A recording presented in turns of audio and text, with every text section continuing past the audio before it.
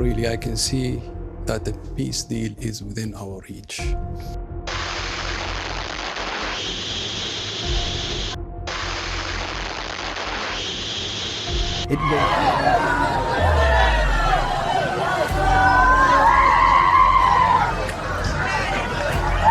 A short time ago, the United States military began major combat operations in Iran.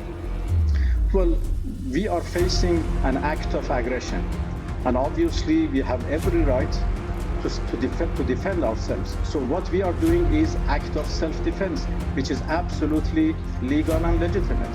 So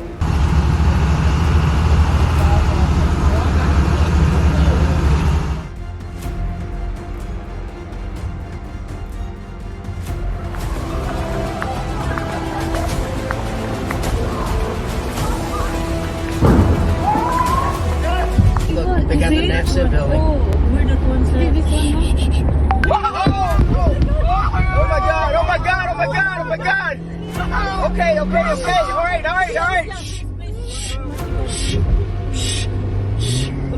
I do it, my love, fast, please. I'm going.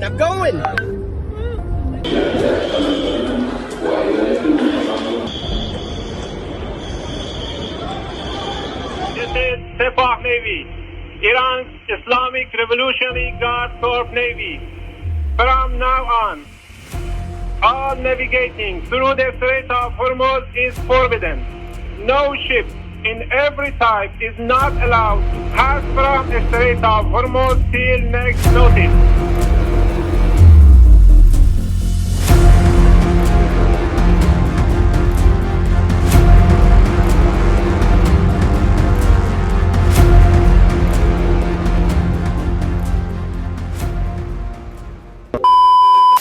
Oman کی فورن minister بدر البوسعیدی کا یہ بیان Really, I can see that the peace deal is within our reach. The peace deal is within our reach ریچ، یعنی peace deal ہماری گرفت میں ہے، ہماری پہنچ میں ہے، اور ان مور سمپل ورڈز بات بننے ہی والی ہے۔ یہ سٹیٹمنٹ فیبروری 27، 2026 کا سٹیٹمنٹ ہے، اور ایران پر یو ایس اسرائیل نے 28 فیبروری کو حملہ کر دیا۔ A short time ago, the United States military began major combat operations in Iran. Our objective is to defend the American people by eliminating imminent threats from the Iranian regime, a vicious group of very hard, terrible people. یعنی بات simple ہے کہ Trump کو ایران پر حملہ کرنا ہی تھا۔ یہ negotiations, مذاکرات صرف فارمیلٹی تھے، اور یہ پہلا موقع نہیں تھا بلکہ یہ دوسری مرتبہ ہے کہ امریکہ نے ایران پر حملہ کیا۔ حملہ کیوں کیا؟ وہی امریکہ کی پرانی عادت کہ ایران نیوکلیر ویپنز بنا رہا تھا، حالانکہ جون 2025 کے ایران اسرائیل جنگ کے درمیان امریکہ کے B-2 spirit stealth year craft نے ایران کی nuclear sites, Fordow uranium enrichment plant, Natanz nuclear facility اور اصفہان نیوکلیر ٹیکنالوجی سینٹر کو آلموسٹ تباہ کر دیا تھا، اور اس کا دعویٰ ٹرمپ بھی کئی بار کر چکا ہے۔ A short time ago, the U.S. military carried out massive precision strikes on the 3 key nuclear facilities in the Iranian regime: Fordo, Natanz, and Esfahan. Tonight I can report to the world that the strikes were a spectacular military success. Iran's key nuclear enrichment facilities have been completely and totally obliterated. لیکن اس کے باوجود Trump نے ایران پر دوبارہ حملہ کیا۔ ان دونوں attacks کا مقصد ایک ہی ہے، اور وہ ہے ایران کو جھکانا، لیکن دونوں مرتبہ یہ ثابت ہو رہا ہے کہ ایران جھکنے والا نہیں ہے۔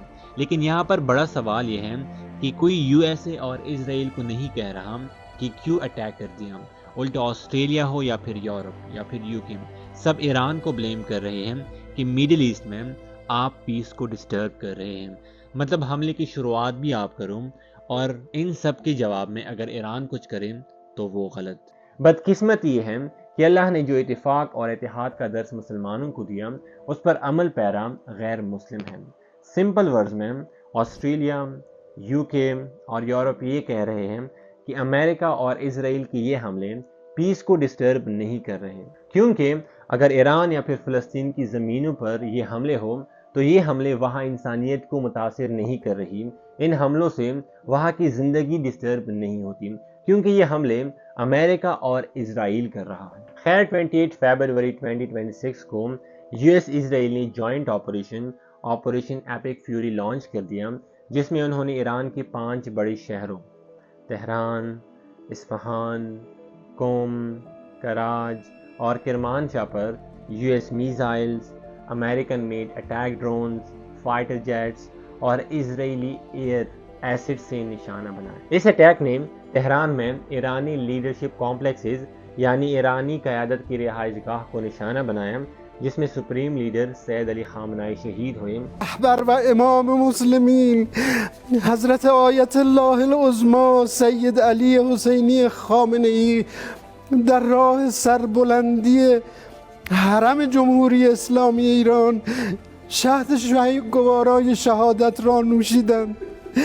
سید علی خامنہئی کی بیٹی، داماد، ایک پوتا اور مارچ 2 کو سید علی خامنہئی کی وائف زخمی ہونے کے بعد شہید ہوئے۔ اس کے علاوہ ایران کے کئی سینئر لیڈرز اس اٹیک میں شہید ہوئے، جن میں علی شامکانی، محمد پاکپور، ایرانی ڈیفنس منسٹر اور senior commanders, senior intelligence leadership جیسے صالح اسدی، حسین جبل امیلین، محسن دارباغی اور غلام رضائین اس ابتدائی اٹیک میں شہید ہوئے۔ ان ابتدائی حملوں میں سینٹرل اور ویسٹرن ایران میں missile launchers, air defence systems اور ملٹری انفراسٹرکچر کو ٹارگٹ کیا گیا۔ یو ایس اسرائیل کے ان ابتدائی حملوں میں میناب میں ایک گرل اسکول کو ٹارگٹ کیا گیا، جس میں 80 کے لگ بھگ بچے شہید ہوئے۔ اور یہ کوئی سرپرائز بات نہیں ہے، کیونکہ امریکہ اور اسرائیل وہ کام کرتے ہیں جو جنگلی درندے بھی نہیں کرتے۔ لیکن یہاں پر پوائنٹ یہ ہے کہ جو لوگ امریکہ کو سمجھ رہے تھے کہ وہ اس طرح کام نہیں کرتا، وہ اسرائیل ہے جو اس طرح کا کام کرتا ہے، وہ یہ جان چکے ہوں گے کہ انسانیت کا ڈھونگ رچانے والے امریکہ نے اٹیک کی ابتدا ہی سیویلینز کو ٹارگٹ کرنے سے کی۔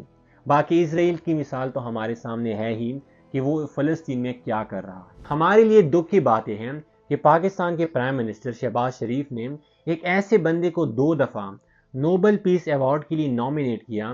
Pakistan nominated him for Nobel Peace Prize, and I think this is the least we could do for his love for peace, and I think truly he's a man of peace. And today again I would like to nominate this great president for Nobel Peace Prize. جو کھلے عام یہ کہہ رہا ہے کہ میرے لیے انٹرنیشنل لاز کی کوئی اہمیت ہی نہیں ہے۔ My own morality, my own mind, it's the only thing that can stop. And I don't need international law. Iran کے خلاف یو ایس اسرائیل آپریشن کی مذمت بھی اس ٹائم بھی کی جب پاکستان میں ہر طرف سے اسے پریشرائز کیا گیا کہ اپنا موقف کیوں پیش نہیں کر رہے۔ تو جب ایک ٹویٹ کے لیے اتنا سوچنا پڑے کہ میں نے اس میں کیا لکھنا ہے کیا نہیں، تو اس سے بڑھ کر اور شرم کی بات کیا ہو سکتی ہے۔ مطلب غلامی بھی اس حد تک کہ آپ کو یہ بھی پتہ نہیں چل رہا کہ میں نے اپنی ضمیر کو بھی جواب دینا ہے۔ بہرحال دوستوں، یو ایس اسرائیل آپریشن کے جواب میں ایران نے اسرائیل اور امریکہ کی ملٹری بیسز کو میزائل اور ڈرون اٹیک سے ٹارگٹ کیا۔ ایران نے گلف ریجن میں بحرین، کویت، قطر، یو اے ای اور دوسری یو ایس الائیڈ لوکیشنز پر میزائل اور ڈرون اٹیک سے حملے کیے۔ اسرائیل میں ایرانی اٹیکس کے دوران تل اویو کے سینٹرل ریجن، بیت شمیش اور اشکلون میں میزائل گرے۔ ان اٹیکس میں اب تک 10 اسرائیلی مارے جا چکے ہیں۔ یو اے ای میں ایرانی حملوں سے دبئی انٹرنیشنل ایئرپورٹ کے ٹرمینل پارٹ کو نقصان پہنچا، جبل علی پورٹ کے نزدیک میزائل گرنے سے آگ بھڑکی، برج خلیفہ ہوٹل کو نقصان پہنچا اور ابو ظبی کے کچھ علاقوں میں یو اے ای کے ایئر ڈیفنس سسٹم سے گرنے والے ملبے سے تھوڑی بہت تباہی ہوئی، اور اس طرح یو اے ای میں 3 افراد ان اٹیکس میں مارے گئے۔ بحرین میں مینس سلمان پورٹ اور یو ایس 5th فلیٹ یعنی بحری بیڑے کے پریزیڈنٹ آفس کے نزدیک میزائل گرے۔ قطر میں دوحہ کے سراؤنڈنگز اور العدید ایئر بیس کے نزدیک علاقوں کو نشانہ بنانے کی کوشش کی گئی اور حماد انٹرنیشنل ایئرپورٹ کے نزدیک میزائلز گرے۔ سعودی عربیہ کے راس تنیورا انرجی سائٹ کو ایرانی ڈرون سے ٹارگٹ کیا گیا، لیکن سعودی ایئر ڈیفنسز نے 2 ڈرونز کو روک لیا اور اس طرح بہت ہی زیادہ لمیٹڈ نقصان ہوا۔ کویت میں ایرانی میزائل سے علی السلیم ایئر بیس ٹارگٹ کیا گیا، لیکن کویت ڈیفنس سسٹمز نے اسے ناکام بنایا۔ کویت انٹرنیشنل ایئرپورٹ کو ڈرون سے اسٹرائک کیا گیا، جس میں ایئرپورٹ ورکرز تھوڑے بہت زخمی ہوئے، اور اوورآل کویت سٹی میں ایرانی اٹیک سے یو ایس ایمبیسی کمپاؤنڈ سے دھوئے بلند ہوئے۔ عراق میں ایرانی میزائلز اور ڈرون اٹیک سے ایربل ایئرپورٹ ایریا کو نشانہ بنایا گیا۔ سائپرس میں RAF ایک روٹری برٹش ایئر بیس ان سائپرس کو ایرانی میڈ ڈرون سے نشانہ بنایا گیا، لیکن نقصان بہت ہی لمیٹڈ رہا۔ یہاں پر امپورٹنٹ پوائنٹ یہ ہے کہ ایران نہ صرف میڈل ایسٹ میں امریکن ایئر بیسز کو ٹارگٹ کر رہا ہے، بلکہ ہر اس جگہ کو ٹارگٹ کر رہا ہے جہاں پر ایران کو لگ رہا ہے کہ امریکہ اس ایئر بیس سے ایران کو ٹارگٹ کر سکتا ہے، اور یہ کوئی بھی ایران سے ایکسپیکٹ نہیں کر رہا کہ میڈل ایسٹ سے یہ جنگ یورپ تک بھی جا سکتی۔ ایران کے ان اٹیک سے اسرائیل کے 10، UAE کے 3 اور امریکہ کے 5 ورکرز مارے جا چکے ہیں، اور اس طرح آج مارچ 3، 2026 تک فیبروری 28 سے جاری ملٹری ایکشنز کے ملٹیپل فیزز ہو چکے ہیں، جن میں دونوں طرف سے ریپیٹڈ اٹیکس اور کاؤنٹر اٹیکس ابھی تک جاری ہیں۔ حزب اللہ نے بھی مارچ 2، 2026 کو سپریم لیڈر سید علی خامنائی کا بدلہ لینے کے لیے ساؤدرن لبنان سے ناردرن اسرائیل پر راکٹس اور ڈرون اٹیکس کیے، جس کے جواب میں اسرائیل نے حزب اللہ کے ٹھکانوں پر ایئر اسٹرائکس کیے اور بیروت کے ساؤدرن سبربز، بیکا ویلی اور 13 کے قریب ویپن ڈپوٹس کو نشانہ بنایا، جس میں درجنوں افراد شہید ہوئے اور بہت سے زخمی ہوئے۔ حزب اللہ کے بعد ایران کی دوسری سپورٹو گروپس جیسے کہ یمن کی حوثی اور عراقی ملیشیا نے ابھی تک کوئی ایکشن تو نہیں لیا۔ مارچ 03 تک ان کی کوئی انوالومنٹ سامنے نہیں آئی، لیکن اگر یہ جنگ ایکسٹینڈ کر جاتی ہے تو maybe later on they might join the war. ابھی تک کچھ پتہ نہیں چل رہا کیونکہ حالات بہت ہی زیادہ تشویشناک ہیں۔ اگر ہم پیچھے ہسٹری کی طرف دیکھیں تو امریکہ نے جتنی بھی جنگیں چھیڑی ہیں اس میں UK نے اس کا پورا ساتھ دیا ہے، لیکن اس جنگ کی نوعیت بہت مختلف ہے، کیونکہ مارچ 01 کو برٹش پرائم منسٹر سٹارمر نے اناؤنس کیا کہ UK نے کچھ برٹش ایئر بیسز کی اجازت دی ہے، اور وہ بھی صرف ایران کی میزائل، ڈپورٹس اور نیوکلیئر سائٹس کو ہٹ کرنے کی پرمیشن دی ہے، اور کسی دوسری پرپس کے لیے USA ان برٹش بیسز کو یوز نہیں کر سکتا۔ Our decision that the UK would not be involved with the strikes on Iran, the United States has requested permission to use British bases for that specific and limited defensive purpose. We have taken the decision to accept this request. Akrotiri Cyprus پر ایرانی drone strike کے جواب میں UK government نے stance لیا کہ UK Iran کے ساتھ جنگ میں نہیں ہے، اور UK کسی بھی US اسرائیل کی مجرمانہ کمپین کا حصہ نہیں ہے۔ جنگ ہو اور پروپیگنڈاز نہ ہو، یہ تو ہو ہی نہیں سکتا، اس لیے کسی بھی اکاؤنٹ کو، کسی بھی نیوز کو فرسٹ ویو میں آپ ٹرسٹ نہیں کر سکتے۔ USS ابراہیم لنکن پر ایرانی میزائل کا دعویٰ جو IRGC نے کیا تھا وہ کنفرم نہیں ہو سکا، اس لیے الجزیرہ اور ریوٹرز اور اس طرح ایک دو ایسے سورسز ہیں جو بغیر سرٹیفیکیشن کے خبر نہیں دیتے۔ تو جب بھی آپ کسی بات کو، کسی خبر کو سنو تو ان سورسز سے لازمی کنفرم کرنا، اس کے بعد آپ ٹرسٹ کر سکتے ہیں۔ اب آتے ہیں اس جنگ کے ٹرننگ پوائنٹ کی طرف جو دنیا پر بہت زیادہ اثر ڈالے گا، اور وہ ہے Strait of Hormuz. This is Sepah Navy, Iran's Islamic Revolutionary Guard Corps Navy. From now on, all navigating through the Strait of Hormuz is forbidden. No ship in every type is not allowed to pass from Strait of Hormuz till next notice.